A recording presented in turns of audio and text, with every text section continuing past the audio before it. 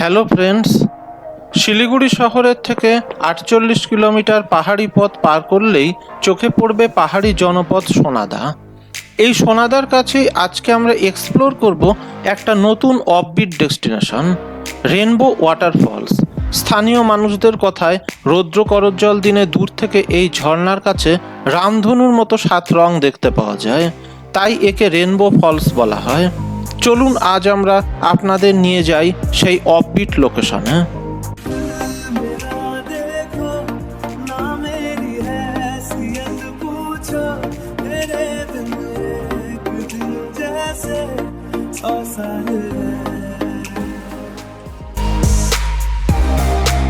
শিলিগুড়িতে এখন রোদও আছে, আবার মাঝে মাঝে বৃষ্টি।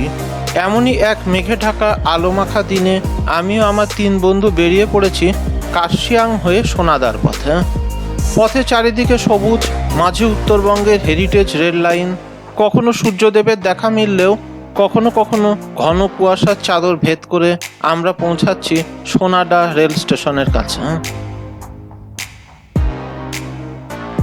সোনাদা রেল স্টেশন পার করবার পর একটু খেয়াল রাখতে হবে সামনে ট্রাফিক পয়েন্টের দিকে। আমরা এই জায়গার ভিডিওটা ফেরার সময় করেছিলাম, তবু একটু বলে দিই, এটা হলো ট্রাফিক পয়েন্ট। এর থেকে বাম দিকে আমাদের ঘুরতে হবে। এটা অত্যন্ত ঢালু এবং সংকীর্ণ রাস্তা, তেমনি আবার ভাঙাচোরা। যেতে যেতে হাতের বাম দিকে পড়বে সোনাদা ডিগ্রি কলেজ। আপনাদের এগিয়ে যেতে হবে আরও সামনের দিকে।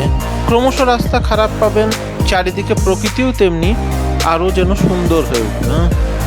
না, একসাথে বাইকে করে সব জায়গায় হয়তো যেতে পারবেন না, আপনার বন্ধুকে হয়তো হেঁটেও যেতে হতে পারে, তবে বেশি দূর নয়। ১ কিলোমিটার পর্যন্ত এই পাহাড়ি পথ পার করবার পরে চোখের সামনে ফুটে উঠবে এক সুন্দর পাহাড়ি গ্রাম।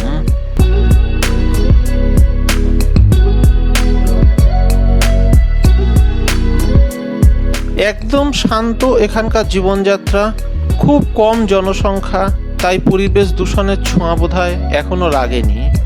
এগিয়ে যান সামনে আরো।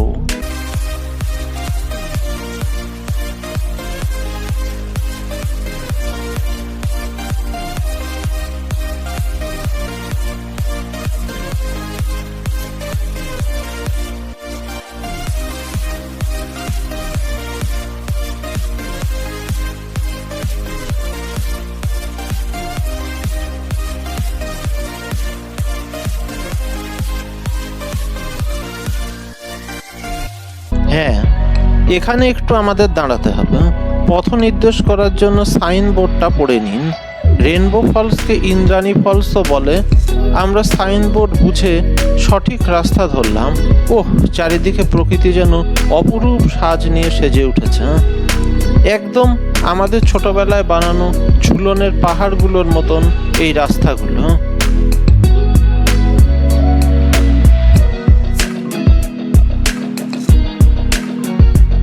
এই রাস্তার দুধার দিয়ে মাঝে মাঝে কিছু হোমস্টে দেখতে পাবেন।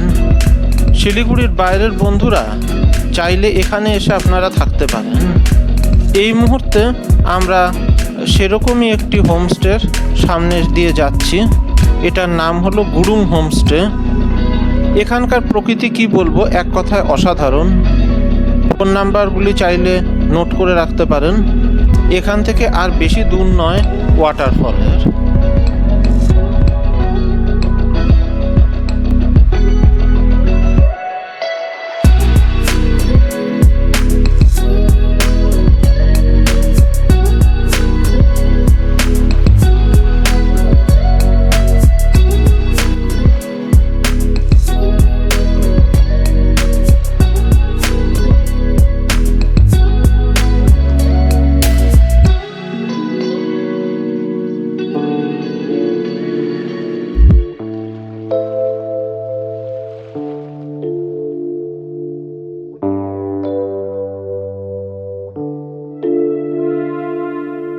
আমরা প্রায় পৌঁছেই গেছি। এই পথ যত দূর যাচ্ছে তত ক্রমশ সংকীর্ণ এবং বিপজ্জনক হয়ে উঠছে।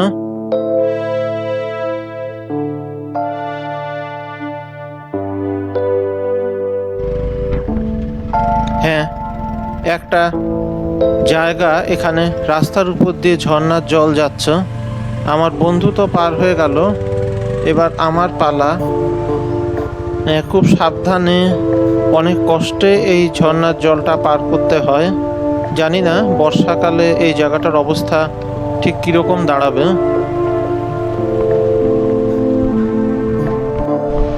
আমরা প্রায় আমাদের গন্তব্যে পৌঁছে গেছি। এখান থেকেই ঝর্ণার কলরব শব্দ শোনা যাচ্ছে। আর বাইক নিয়ে আর বেশি দূর যাওয়া যাবে না, বাইক এখানেই পার্ক করতে হবে। এরপর আর বাইক নিয়ে যাওয়া সম্ভব না, পায়ে হেঁটে যেতে হবে। তাই বাইকগুলো আমরা এখানেই পার্ক করে দিলাম।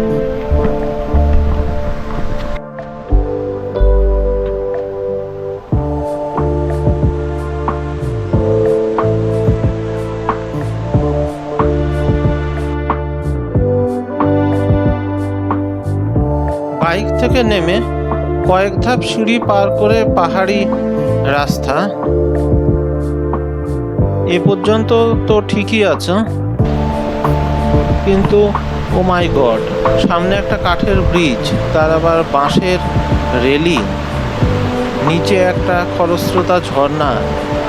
প্রকৃতির শোভা দেখুন, কিন্তু এইটুকু পথ কিন্তু আপনাদেরকে সাবধানেই পার হতে হবে। চারপাশে কিছু পাখির আওয়াজও পাওয়া যাচ্ছে। এরপরে আবার পাহাড়ি পথ, কানে আসছে পাখির আওয়াজ। দেখুন ভিউ দেখুন, এতটা রাস্তা শিলিগুড়ি থেকে পেরিয়ে এই অসাধারণ ভিউ। মনে হচ্ছে মেঘালয়ের কোনো ওয়াটারফল।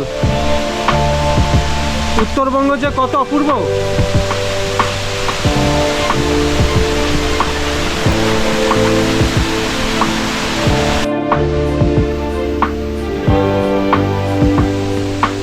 এই মুহূর্তে আমরা দাঁড়িয়ে আছি রেনবো ফলসের একদম সামনে। প্রকৃতি অপূর্ব সাজে সেজে উঠেছে এখানে। জলের আওয়াজ, তার সঙ্গে পাখির ডাক, সব মিলিয়ে এক সুন্দর সুষমা।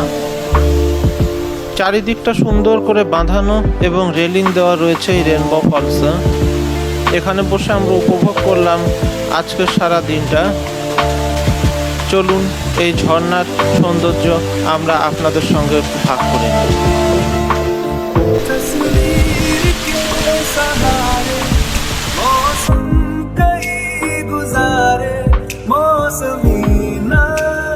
समझो पर इश्क को हमारे नजरों के सामने मैं आता नहीं, तुम्हारे मगर रहते हो हर पल मंजर हमारे।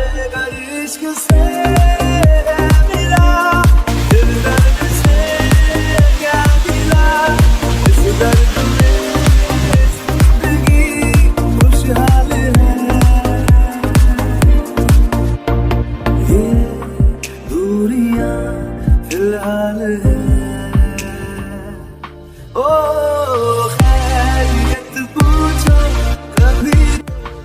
বন্ধুরা, কেমন লাগলো আজকের ভিডিওটি কমেন্ট করে জানান এবং অবশ্যই চ্যানেলটি লাইক এবং সাবস্ক্রাইব করবেন। ধন্যবাদ।